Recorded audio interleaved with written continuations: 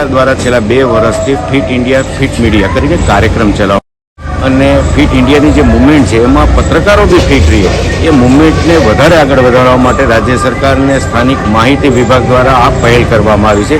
આ બીજું વર્ષ છે એનું, અને ખાસ કરીને રેડક્રોસ સોસાયટી અને રાજ્ય સરકાર અને માહિતી વિભાગ આ 3 દ્વારા સંયુક્ત આયોજન કરવામાં આવ્યું છે. અને આજ રેડક્રોસ ખાતે મોટી સંખ્યામાં પત્રકારો પોતાની હેલ્થ ચેકઅપ કરાવી રહ્યા છે. નમસ્કાર, મારું નામ નરેન્દ્રસિંહ ચૌહાણ છે. રાજ્ય સરકાર દ્વારા ફિટ ઇન્ડિયા ફિટ મીડિયાનો જે કાર્યક્રમ રાખવામાં આવ્યો છે એ ખૂબ સરાહનીય છે. અને આણંદ માહિતી ખાતું અને રેડક્રોસ સોસાયટી દ્વારા જે આણંદ ખાતે જે કાર્યક્રમ રાખવામાં આવ્યો છે બહુ સરાહનીય કાર્ય છે.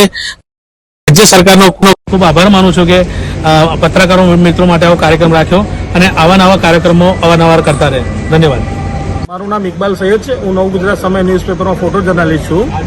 સરકાર દ્વારા ફિટ ઇન્ડિયા ફિટ મીડિયા જે અંતર્ગત કેમ્પનું આયોજન કરવામાં આવ્યું છે, જે ખૂબ સુંદર આયોજન છે કેમ્પનું, અને દરેક પત્રકારોએ આ કેમ્પનો લાભ લેવો જોઈએ, જેથી પોતાના શરીરમાં કોઈ પ્રોબ્લેમ છે કંઈ પણ હોય તેનું નિરાકરણ લાવી શકાય. અને સારી વસ્તુ છે. સરકારને અમે આવકારીએ છીએ કે આવા કેમ્પ અવારનવાર કરતા રહેવું જોઈએ.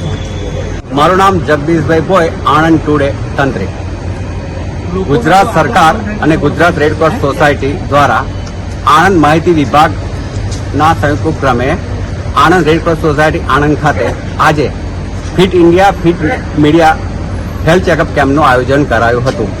ગત વર્ષે પણ આ જ રીતે પત્રકાર મિત્રો માટે હેલ્થ ચેકઅપ કેમ્પનું આયોજન કર્યું, જે ખરેખર આવકારદાયક છે. સરકાર દ્વારા હાથ ધરાયેલ આ કાર્યક્રમ ખરેખર આવકારદાયક છે. અને દરેક વ્યક્તિને હું એક જ સંદેશો આપવા માંગુ છું કે દરેક વ્યક્તિએ નિયમિત પોતાનું હેલ્થ ચેકઅપ કરાવવું જોઈએ, જેનાથી પોતાના શરીરમાં આપણે કેટલા સ્વસ્થ છે, કેટલા નિરોગી છે એ જાણી શકાય. અને શરીરમાં કોઈ બીમારી અથવા કોઈ રોગ હોય તો તેનું સમયસર નિદાન અને સારવાર કરી શકાય. એટલે મારો એક જ સંદેશો છે કે સ્વસ્થ રહેવા માટે નિયમિત હેલ્થ ચેકઅપ કરાવો.